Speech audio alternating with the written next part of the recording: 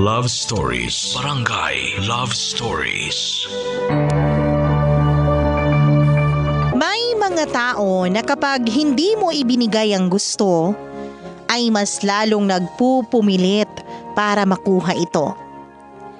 May mga taong gagawin ang lahat mapunta lang sa kanya ang isang bagay na sa tingin niya ay pinagdadamot sa kanya. Ikaw, kabarangay, anong bagay ang handa mong gawin? Makuha lang ang isang bagay na ayaw ibigay sa'yo. Dear Mama Mia, ako nga pala si Dayan, 27 years old at single. Marami na akong naging karelasyon at nauwi lang lahat sa di maayos na hiwalayan. Aminado naman akong may problema din ako sa sarili ko. Kaya hindi kami nag-workout ng mga naging boyfriends ko. Nagkataon pa naman yung mga napili kong gawing karelasyon ay may mga issue rin sa sarili nila. Ganun pa man, hindi pa rin ako nawala ng pag-asa na mahahanap ko rin yung the one para sa akin. Yung taong makakasama ko forever. Kung the one lang naman ang usapan, ang kakilala kong si Brad ang nag-offer na maging karelasyon ko dahil sa tingin niya noon ay siya ang natatangi para sa akin, Mama Mia. Ilang taon ko nang kakilala si Brad. Mas matanda siya sa akin ng 3 taon.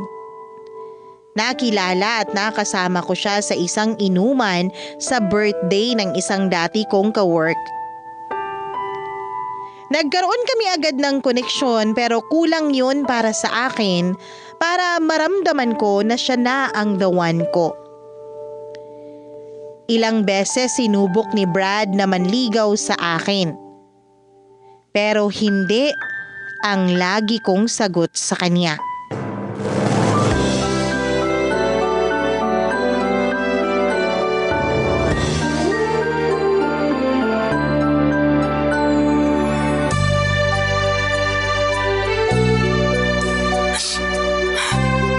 Oh, bakit? Nabalitaan ko. Ang ano? Alam mo na, Wala akong oras na hulaan. hiwalay na raw kayo ni Dave. Sino nagsabi sa'yo? Si Maki. Nakasalubong ko kanina. Binalita sa akin na nawala na raw kayo. Kahapon lang kami naghiwalay. Final na ba yan? Oo. Good. Di mo deserve yung second cousin ni Satanas na yun. Kala ko ba gusto mo siya para sa akin dati? Ako? Gusto ko siya para sa'yo. Kahit magkapigaan na tayo na mapipiga sa akin, di ko sinabi yan sa'yo. So anong issue mo kay Dave? Ewan ko. Basta ayoko sa kanya. Masyado ka lang judgmental. Okay naman yung tao. Kung okay kayo, bakit kayo naghiwalay? Wala akong time para sagutin yan. Ito na lang ang sagutin mo. Bakit siya? Ang dami namang iba dyan. Yung hindi ka lolokohin tulad ng ginawa niya. Paano mo alam na niloko niya ako? Kay Maki. Yung baklang yun talaga. Updated lagi sa showbiz happenings. Mabuting at sinabi niya sa akin para mapagsabihan kita ngayon. Hindi ka dapat mapunta sa ganung lalaki. Hindi ka dapat magpakatanga sa manloloko at walang matinong trabaho. Di ba umaasa pa nga siya sa magulang niya? Ultimo pang load para tawagan ka, sa nanay pa niya nanggagaling. Alam mo, ang dami mo nang alam. Ang pangit mo kabanding. Seryoso ko. Hindi ka dapat nagsesettle sa ganung lalaki. Marami pang iba dyan. Yung seryoso, may trabaho, responsable sa pamilya at mas magaling. Basta magaling. Brad, alam ko na yung sasabihin mo. Ano ba yung sasabihin ko? Na ikaw yung piliin ko kasi lahat ng kailangan ko binudbud na sa'yo ng langit. Alam mo naman pala talaga pero bakit nagbubulag-bulagan ka pa dyan? Andito na ako. Andito lang naman ako nung una pa lang. Brad naman, kakahiwalay ko pa lang kay Dave. Wala pa sa isip ko maghanap ng bagong karelasyon. Ang sa akin lang, pwede mo na ako kilalanin. Hindi naman kita bibiglain Dahan-dahan lang tayo hanggang sa makilala mo ako. Hanggang sa makita mo ako yung the one na hinahanap mo. Todo benta ka sa sarili mo Hindi ka pa napapagod dyan? Hindi kasi gustong gusto kita. Alam mo yan. Brad, Brad! Ang tagal ko nang binibenta ang sarili ko sa'yo. Bili mo na kaya. Ikaw rin. Baka maging bilasa na ako. Ewan ko sa'yo.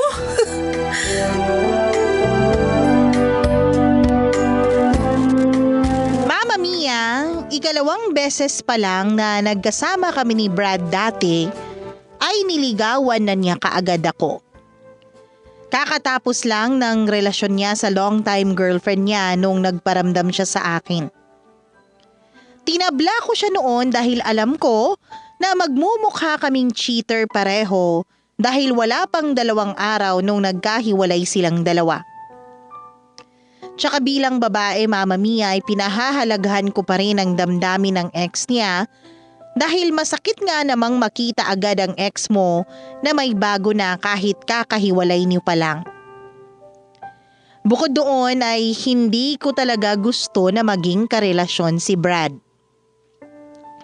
Hindi ko naman masabi sa kanya noon na talagang hindi ko siya gusto. Marami lang akong ibang dinahilan sa kanya at naniwala naman siya. Ang naging problema ko noon ay dahil hindi ko siya madiretsang sabihan na hindi ko talaga siya gusto. Kaya naman umasa siya na magbabago pa ang loob ko at ang sagot ko sa kanya.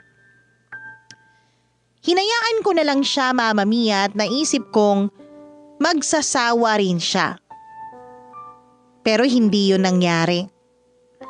Mas lalo lang siyang naging porsigido na ligawan ako. Kahit nga may mga karelasyon ako noon ay hindi pa rin siya tumitigil at hinahanapan pa niya ng kapintasan ang bawat lalaking nakakarelasyon ko. Ewan ko ba kay Brad, Mama Mia, kung bakit tuwing binabasted ko siya noon ay mas lalo siyang naging porsigido at agresibo.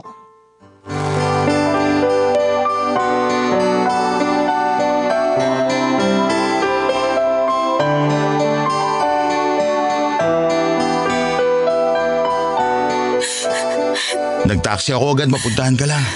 Nag-worry ako sa pag-iyak mo. Ayos ka lang ba? Hindi. Hindi ako okay. Oh, shh. Andito na ako. Kalma na. Tumawag si Dave kanina. Namimiss na raw niya ako. Gusto niya magkabalikan kami. Hindi raw niya kayang mawala ako sa kanya. At naniwala ka naman. Kasi ramdam kong totoo eh. Ilang beses niya nang ginamit niyang linya na yan sa'yo. Huwag mo sabihin sa akin na umiepekto pa rin yan sa'yo. Hindi mo masisisi. 2 taon din kami magkarelasyon. Binigay ko sa kanya lahat dahil mahal na mahal ko siya. Pwes, mali yung tao na pinagbigyan mo ng lahat-lahat. Brad, please! Makinig ka sa akin, Dayan. Hindi mo na kailangan bumalik sa kanya. Malaya ka na.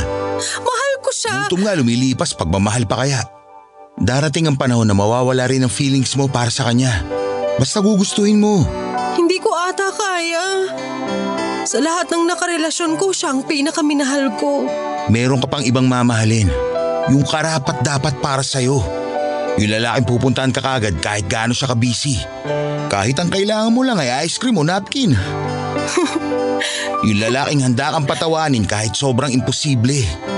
May ganung lalaki kung marunong ka lang tumingin sa paligid mo. Ay, at ikaw yon, tama ba? Oo. At sana ngayon natauhan ka na. Dayan, oo, alam ko. Mahal ko pa rin si Dave. Hindi ko naman sinasabing mahalin mo ako ngayon. Ang gusto ko lang, bigyan mo ako ng chance na makilala hindi bilang kaibigan. Hindi bilang kakilala o inuutangan.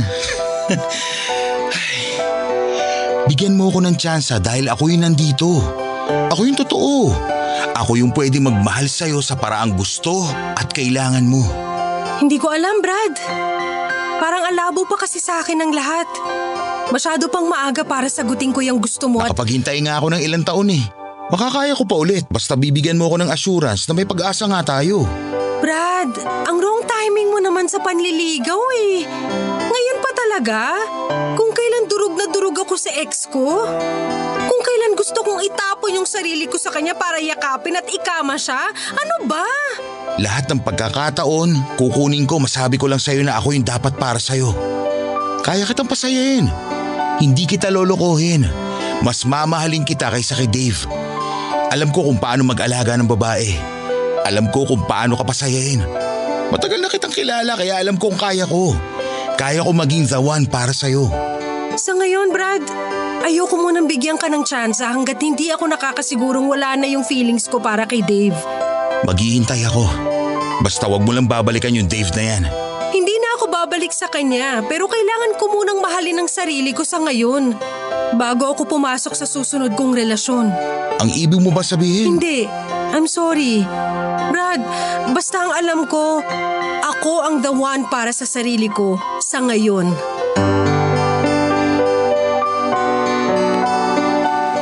Mama Mia, sa totoo lang, ay nahirapan akong diretsahin si Brad at sabihin sa kanya na hindi ko talaga siya type. Kapag tinitignan niya ako noon sa mga mata ay natatakot akong biguin siya. Kaya naman kung ano-ano na lang ang dinahilan ko sa kanya. Parang nagkamali yata ako ng tansya na titigilan na niya ako. Dahil mas naging grabe pa ang pagiging porsigido niya nung sinabi kong hindi ko na babalikan pa si Dave. Nagalit tuloy ako sa sarili ko, Mama Mia, at nainis ako dahil pwede ko namang sabihin sa kanya na baka may pag-asa pa kami ni Dave para lang hindi na siya umaligid sa akin. Dahil kasi sa paglapit-lapit ni Brad noon, Mama Mia, ay mas lalo akong nairita dahil nawalan na ako ng oras para mas kilalanin ko pa ang sarili ko. Mama Mia, marami naman kaming pagkakapareho ni Brad.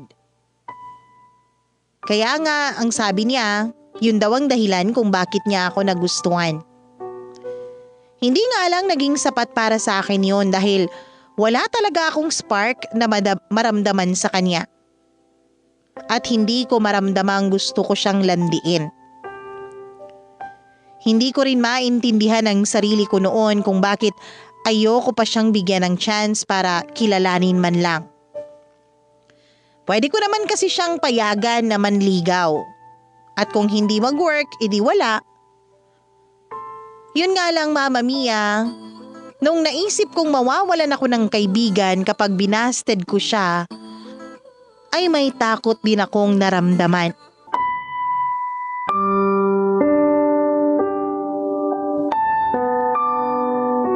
Mama Mia, tulad ng kinatatakutan ko, nagpatuloy nga sa pagpaparamdam si Brad kahit sabihin pang hindi talaga uubra. Panay ang chat at panay ang pag-send niya noon ng mga sweet messages sa akin na kinaumayan ko nung tumagal. Nagpapadala na rin siya noon ng mga pagkain sa trabaho ko. Hindi lang para sa akin, kundi pati na sa mga katrabaho ko doon. At dahil doon, Mama Mia, ay mas lalong naging boto sa kanya ang lahat. Inudyukan ako ng mga katrabaho ko na sagutin ko na si Brad. Dahil doon ay mas lalo tuloy akong naasiwa kay Brad. Sinabi ko naman sa kanya, Mama Mia, na kung pwede ay tigilan na niya ako. Pero sinabi niya na hanggat single ako ay lalapit siya dahil wala naman siyang nilalabag na batas. Mama Mia, nakulitan na ako kay Brad. Hindi na niya ako tinigilan hanggat hindi ko siya pinapayagang ligawan ako. Sa totoo lang, nakailang beses na akong nagtago sa kanya, lalo na kapag inaabangan niya ako sa labas ng opisina namin. Nagdahilan ako sa kanya na naka-sick leave ako tuwing namimilit siyang ihatid ako sa bahay pa uwi. Hindi ko alam kung bakit hindi niya maramdamang iniiwasan ko siya. Ganito nga ata talaga si Brad, naisip ko. Naisip ko, Mama Mia, na siguro nga may pagkamanhid siya.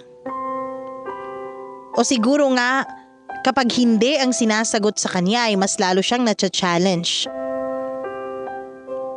Hindi siya pumapayag na hindi ang isagot ko sa kanya. Dahil gagawa siya ng paraan para ang hindi ay magiging oo.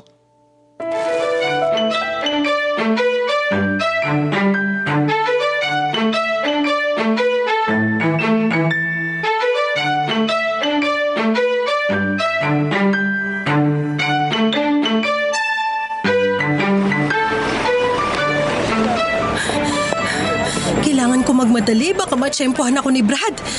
Aha! Dito ko pala dumadaan sa likod ng office nyo ha. Sick leave daw. Brad! So yung mga sinasabi mo sick leave mo, hindi pala yung totoo? Pumapasok ka pa rin sa work at dito ka sa likuran dumadaan para makaiwas sa akin. Brad, sorry. Ikaw kasi. Pwede mo naman sabihin sa akin na ayaw mong ihatid kita sa inyo kaysa magsinungaling ka. Sinabi ko naman sa'yo, ikaw lang tong mapilit. Alam mo namang ayoko na pinipilit ako, di ba? Sorry na. Alam mo naman na gusto lang kita makita, hindi ba? Bigyan mo lang naman ako ng space. Alam mo namang gusto kong enjoy tong pagiging single ko eh. Di mo naman kasi ako jojowain kaagad eh. Wala naman ako sinabing ganun. Pero syempre, alam ko namang yun ang gusto mo sa huli. Oo, pero hindi ako nagmamadali. Hello? Ilang taon na kaya ako naghihintay ng tsansa sa'yo? Ngayon pa ba ako magmamadali? Saka alam ko namang abot kamay na kita ngayong single ka na eh. Oo, literal na abot kamay mo ko dahil sobrang lapit ko lang sa'yo ngayon. Pero malayo pa ako. Malayong malayo sa'yo. Malayo pa talaga kasi ako nga mismo hindi ko mahanap ang sarili ko eh. Lalim ng hugot ah. Seryoso ako. Hindi ako nakikipagbiruan. Ay, sorry. Joke lang, to naman. Nakakainis to. Mas nakakainis ka, ang kulit mo eh. Oo na, sorry na nga eh. Pero pagbigyan mo lang ako ngayon. Isang hatid lang sa'yo tapos hindi na muna kita kukulitin. Hayaan kitang hanapin muna ang sarili mo. Sure? Promise yan? Oo, ibibigay ko sa'yo ang kailangan mo. Alam ko namang mali na ipilit ko ang sarili ko eh. Hinog na hinog pa yung feelings mo for Dave. Thank you. Tignan mo kung gaano ako kabuting tao. Ganito na ako sa'yo ngayon pa lang na nanliligaw ako. Paano pa kaya kapag naging boyfriend mo na ako? Mas lalo ako mag-e-effort na ibigay sa'yo ang lahat ng kailangan mo. Ay, yan na naman po siya. Binebenta na naman ang sarili niya. Last na yun, promise. I mean, last na to. Dayan, gusto kita. Gustong gusto talaga. Kung hindi ka pa handa, okay lang. Ayoko rin namang pilitin ka. Sorry kung nakulitan ka sa akin itong mga nakaraan. Natakot lang kasi ako na baka maunahan ako ng iba. Mahirap na. Marupok ka pa naman ngayon. Hoy, hindi ah. Malungkot lang, hindi marupok. Magkapatid ang dalawang yan. Alam ko namang maraming nagkakagusto sa'yo. At alam kong sa isang beses na hindi ako magbantay, isusugod agad. Naniniguro lang ako na sa susunod na magkikita tayo, single ka pa rin. Sisiguraduhin ko namang single pa rin ako dahil hindi pa nga ako ready. Mahirap magpakasigurado. Basta maghihintay ako ha. Kahit yun lang ang ibigay mo. Hayaan mo maghintay ako sa'yo. Please? Sige na. Anong sige na? Payag ka nang ligawan kita? Akala ko ba maghihintay ka hanggang ready na ako? Ang ibig kong sabihin, sige na, ihatid mo na ako sa bahay. Okay. Oh, isuot mo na tong helmet. Akin na. Buti na lang nakamaong ako ngayon, Brad.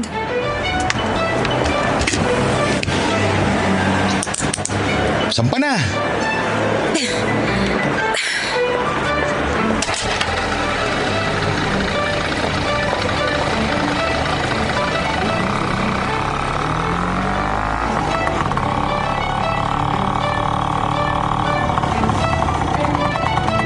Hoy! Doon ang daan papunta sa bahay! Bakit dito tayo dumadaan? Kain muna tayo. Ano? Ang sabi ko, kakain muna tayo. Nagpa-reserve ako ng kakainan natin sa Antipolo. Bayad na yun, huwag mo na akong tanggihan. Bawal! Brad naman! Mama Mia, dinala ako ni Brad sa isang mamahaling restaurant. At doon ay nagkaroon kami ng tsansa para makapag-usap ng mas maayos. Ilang beses niya akong pinatawa, pinakinggan at pinangiti. Inaamin ko na ito ang unang beses na naging masaya ako ulit after nang hiwalayan namin ni Dave. Hindi ko na nga namalayan pa ang oras. Kung hindi niya pa ako tinapik para ipakita na madilim na sa labas, baka hindi pa ako tumayo sa inuupuan ko para umalis na kaming pareho. Na-enjoy ko ang araw na yun kasama si Brad pero hindi pa rin ako pwedeng magpakasiguro, Mama Mia. Naisip kong baka dala lang yun ng lungkot at pagiging marupok. Kaya ako may pagkagiliw kay Brad. Bago kami nagkahiwalay nung gabing yun ay pinaalala niya sa aking muli na handa siyang maghintay hanggat hindi pa ako kasal sa iba. Natawa na lang ako at saka ako nito binigyan ng malalim na tingin at matamis na ngiti. Mama Mia, ito ang unang beses na na-feel kong ibang tao si Brad. Yun nga lang, hindi ko maintindihan ang sarili ko kung bakit hindi ko pa rin mailapit ang sarili ko sa kanya ng buong buo.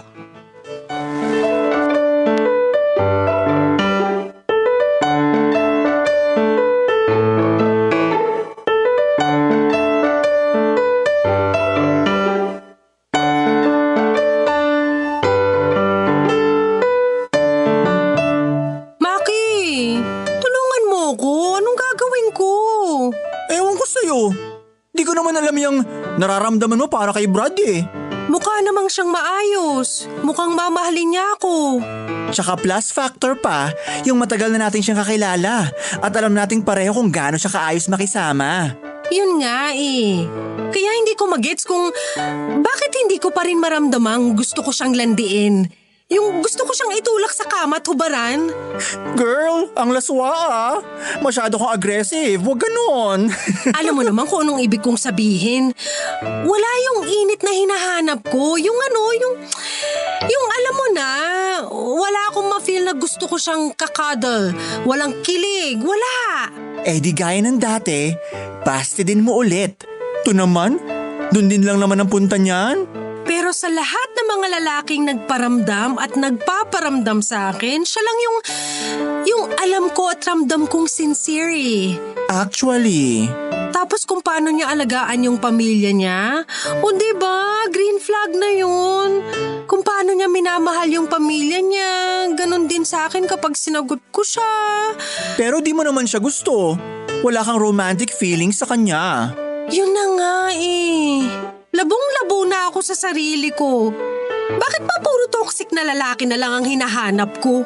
Kasi may daddy issues ka. Hoy, wala ah. Wala nga akong tatay, di ba? Exactly. Daddy issues. Basta. Naguguluhan na ako. Half ng sarili ko gustong bigyan siya ng chance, pero yung other half Yung ko… puso at sa baba ng puso? Pababa na parte ba yan? Ikaw wag kang bastos ha. Hindi yun ang ibig kong sabihin. Girl, ang tagal na kasi naliligaw sa'yo ni Brad. Gwapo naman, may trabaho, responsible at mukhang kama material. Kaya di ko alam kung bakit wala ka pang nafe-feel na oomph.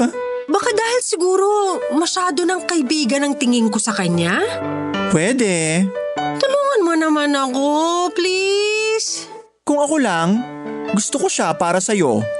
Actually, nung una, gusto ko siya para sa akin. Pero dahil ikaw naman ang gusto niya, o sige, magpaparaya na lang ako. Girl, ang swerte mo na. Favorite ka ng tadhana, alam mo ba yon? Yung hanap ng mga babae sa isang lalaki, na kay Brad na. Pero ikaw, ayaw mo pa. Masyado kang pabaya sa biyaya. So bigyan ko siya ng chance? Wala namang masama kung hahayaan mo siyang manligaw sa'yo. Malay mo, kailangan mo lang siyang kilalanin ng higit pa sa kaibigan. Alam mo na, baka di mo lang na-explore ang ganung option, kaya di mo siya magustuhan na karelasyon. Baka nga masyado ko lang talagang tinatak sa noon niya na friends lang kami. Baka kapag tinignan ko yung posibilidad na pwede siyang maging boyfriend, baka magbago puso ko. Go na yan. Ikaw rin. Kapag nagtampo ang biyaya, magpapatukayan sa iba. Baka ang ibig mong sabihin, palay na yung lumalapit, ayaw ko pang tukain. Pareho lang yon. Basta pag may biyaya, tukain.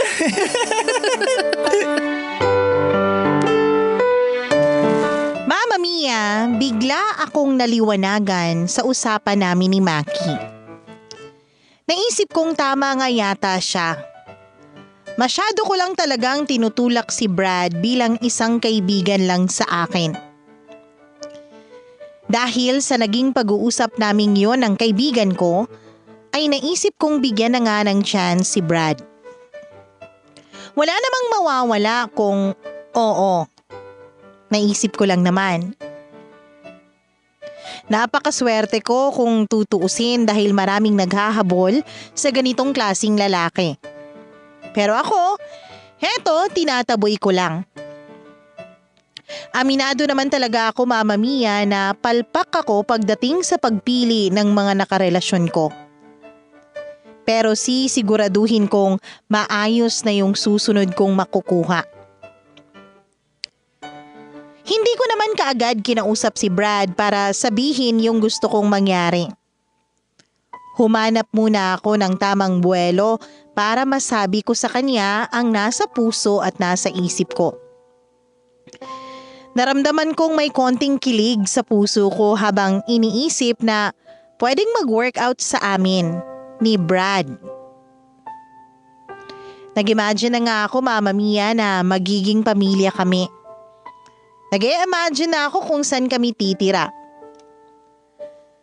Natawa na lang talaga ako dahil hindi ko naman ugaling gawin yon sa lalaking nagiging karelasyon ko.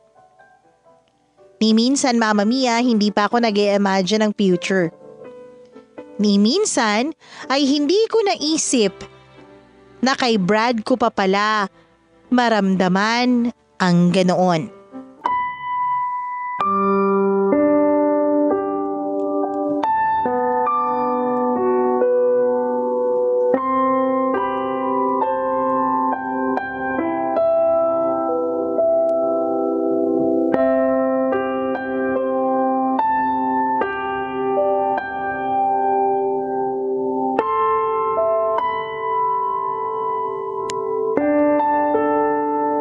Mama Mia, pinalipas ko muna ang 2 buwan bago ko kinausap si Brad. Sa totoo lang, umatras abante kasi ako nung mga nakaraan dahil sa takot na baka mali na sumugal ako sa kanya.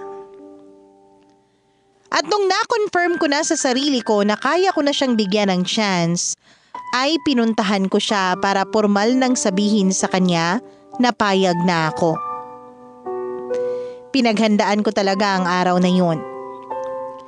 Sinuot ko ang paborito niyang asul na bestida ko at pulang lipstick. Ginamit ko rin yung pabangong niregalo niya sa akin kahit ang totoo ay hindi ko naman gusto ang amoy na yun. At nung nasa harapan na ako ng bahay niya ay bigla akong kinabahan. Parang may nagsabi sa akin na huwag kong ituloy ang binabalak ko. Aatras na sana ako noon dahil sa sobrang kaba. Pero nung tatalikod na sana ako ay bigla namang nagbukas ang pintuan niya at lumabas si Brad. Nagulat siya nang makita niya ako. Paalis na sana pala siya. Nilapitan niya ako para kausapin dahil hindi ako masyadong nakagalaw sa kinatatayuan ko dahil sa sobrang kaba. Mama Mia, bigla akong nanginig nang tinitigan ako ni Brad.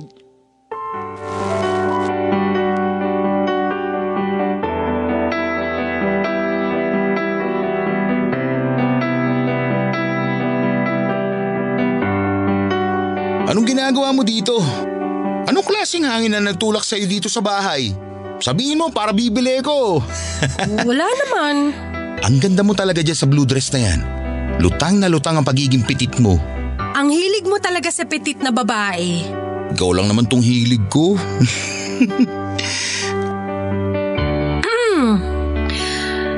Hindi ka nagparamdam sa akin ng mga nakaraan ah. Eh di ba sabi mo wag? Oo, pero... Okay, mali na ako. Uy, namiss mo no? Namiss mo ako, maming ka. Namiss ko lang yung tunog ng cellphone ko kapag may notifications. Huwag assuming. Sus, hanggang ngayon nagde-deny. Aminin mo na. Ito naman, tayo lang naman nandito oh. Oo na. Nakakamiss lang kasi yung kakulitan mo. Ikaw naman kasi sinanay mo ko eh. Ikaw lang eh. Di mo na dapat ako mamimiss kung pagbibigyan mo lang ako. Oo. Anong oo? Payag na ako. Pahig ka ng ligawan kita? Hindi. Ha? Ang gulo. Ano ba yun? Payag na ako maging tayo. Teka, di man lang ba kita liligawan? Ang bilis mo naman. Di ako prepared Ang arte Ako na nga ito nagpapatuka sa'yo pero ayaw mo pa? Teka, bakit may tukaan ka agad? Ayaw mo bang ligawan muna kita? Dumaan tayo sa proseso. Iba ang proseso ko. Gusto ko tayo na. Habang magkarelasyon tayo, di dun mo na lang ako ligawan. Seryoso ba yan? Baka mamaya isa prank lang to Vlogger ba ako? Teka. Bakit biglang nagbagong isip mo sa akin? Masyadong maigsi ang buhay. Tsaka lahat naman ng effort ginawa mo para sa akin. Tapos sabi ni Maki, swerte ko na raw sa'yo. Kaya bakit pa kita pakakawalan kung pwede na kitang tikman? Kanina tuka, ngayon tikim naman. Ayaw mo yata Siyempre may respeto ako sa'yo. Ayoko namang isipin mo na yun lang ang habol ko sa'yo. Bakit yun lang ba ang habol mo? Siyempre hindi. Ikaw yung habol ko. At patuloy kong hahabulin. Gusto kita. Klaro na? May tao ba dyan sa bahay niyo? Wala, nagsimba sila. Tara, i-testing natin tong relasyon na to sa kama mo. Teka sandali! Uy! Lika na! Nagsimula na nga ang relasyon namin ni Brad. Hindi ko pinagsisisihan ang desisyon kong patuloyin siya sa buhay at sa puso ko. Mama Mia, pinaranas niya sa akin lahat ng pinangako niya nung humihingi pa siya ng chance na ligawan ako. Inalagaan niya ako, trinato bilang reyna na deserve ko raw. Walang araw na hindi niya pinaramdam kung gaano ako ka-espesyal sa kanya. Nagsisi nga ako kung bakit late ko na siyang pinagbigyan. Naisip ko kung dati ko pa siyang pinayagang manligaw, baka dati pa ako naging masaya at hindi na napunta sa kung sino-sinong lalaki na walang ibang ginawa kundi saktan ako. Mama Mia, masaya na sana ang lahat. Yun nga lang, makalipas ang 7 buwan ng relasyon naming dalawa, ay parang may naramdaman akong mali. Na-feel kong nagiging malayo na sa akin si Brad at hindi na siya katulad ng dati.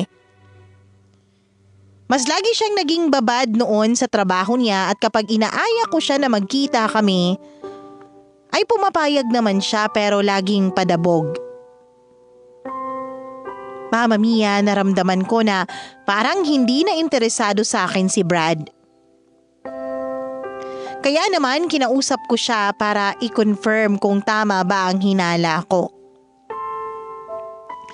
Sa totoo lang, medyo natagalan bago ko siya kinausap dahil natatakot ako noon. Natatakot ako, Mama Mia, sa magiging kalalabasan ng pag-uusap namin. Natatakot akong makonfirm na tama ang iniisip ko. Na baka hindi na ako mahal ni Brad.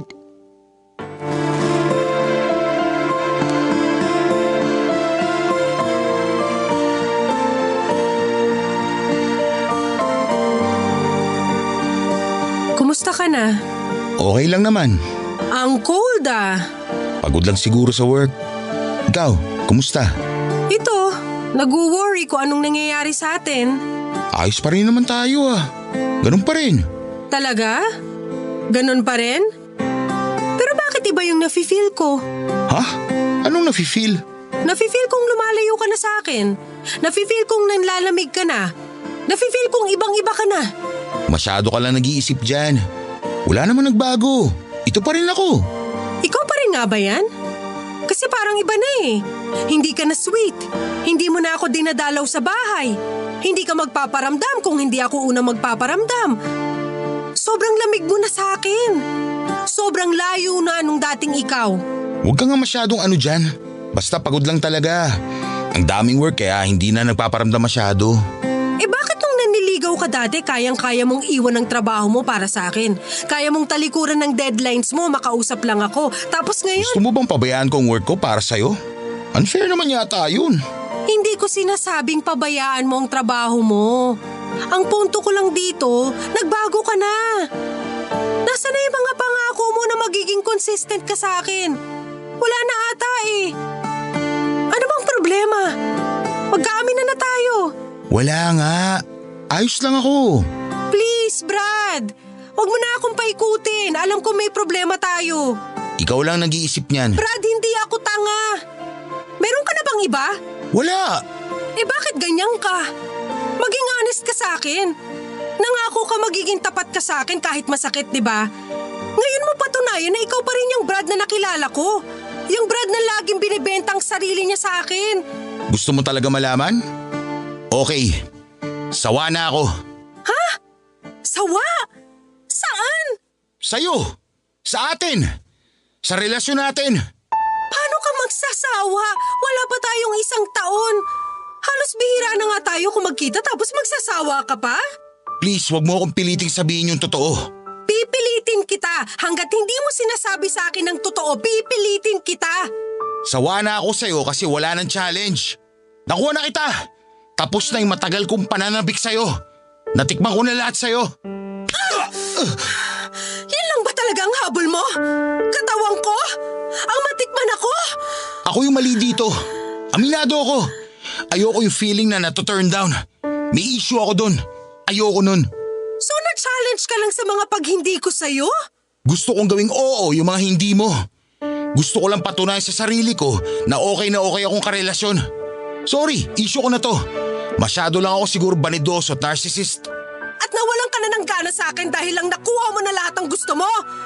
Dahil may napatunayan ka na sa sarili mo? I'm sorry, Dayan. Minahal mo ba ako? Akala ko nung una, oo. Pero nung nakuha na kita, na-realize kong hindi pala. Ego ko lang yung namilit sa akin na habulin ka. At nung nahawakan na kita sa wakas, wala na akong ibang naramdaman. After nung may nangyari sa atin, doon ko na-realize na wala naman palang espesyal sa katawan mo na matagal ko pinananabikan. I'm sorry. Ito yung totoo. Brad, bakit? Bakit ako? Nananahimik ako? Ikaw yung namilit sa akin. Paulit-ulit. Ikaw yung nagsabi sa akin na gusto mo ako. Kasi yun ang akala ko. I'm sorry, Dayan. Sana mapatawad mo pa ako. Mapatawad? Kaya kitang patawarin kung bibigyan mo ulit ng chance tong relasyon natin. Para saan pa? Di ba sinabi ko naman na hindi kita mahal? Hindi. Feeling ko nabibigla ka lang. Nabigla ako dati no, akala ko mahal kita. Pero ngayon, iba na. Nagkaamin na rin naman eh. Tapusin na natin to talaga. Please, Brad. Alam ko may feelings ka pa para sa akin. Hindi mo lang siguro makita o maramdaman yun ngayon kasi marami kang iniisip. Di ba sabi mo marami kang work? Baka dahil sa work mo kaya nagugulong nararamdaman mo. Dayan, totoo na to. Walang kinalaman ng work ko sa nararamdaman ko para sa'yo. At sana tanggapin mo yun.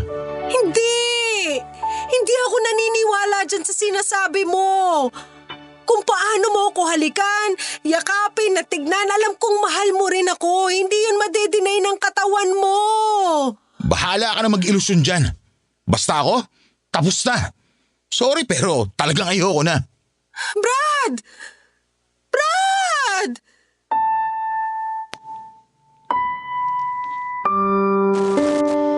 Mama Mia, hinabol ko pang muli si Brad. Muli akong nakiusap na bigyan niya pa ako ng chance. Nabigyan niya pa ng chance ang relasyon naming dalawa. Pero naging firm siya sa desisyon niya na tapusin na ang lahat sa amin. Ilang ulit niyang sinabi sa akin na hindi niya ako mahal at hindi niya ako minahal. Ilang ulit din niya akong sinaktan nang sinabi niyang masyado siyang nag-expect sa katawan ko, pero wala rin naman pala siyang napala. Alam kong mali na noon na habulin pa siya after niyang sabihin ang lahat sa akin. Pero hindi ko alam sa sarili ko kung bakit ginagawa ko pa rin ang paghabol sa kanya. Mama Mia, dinurog ako ni Brad sa ginawa niya sa akin. Sa ngayon ay umaasa pa rin ako sa kanya. Hindi pa rin niya ako nire-replyan sa mga text ko. Ilang beses din niya akong blinak sa Facebook at iba pang social media accounts niya. Sa totoo lang, naaawa na ako sa sarili ko na ilang beses nang gumawa ng Facebook account para lang makausap siya. Pero kapag nalaman niya na ako yun, ay binablock niya agad. Sa totoo lang, hindi ko alam kung mahal na mahal ko ba siya o tulad niya ay pride o ego lang ang nagpapagana sa akin para habulin siya. Hindi ko na rin talaga alam, Mama Mia. Dayan.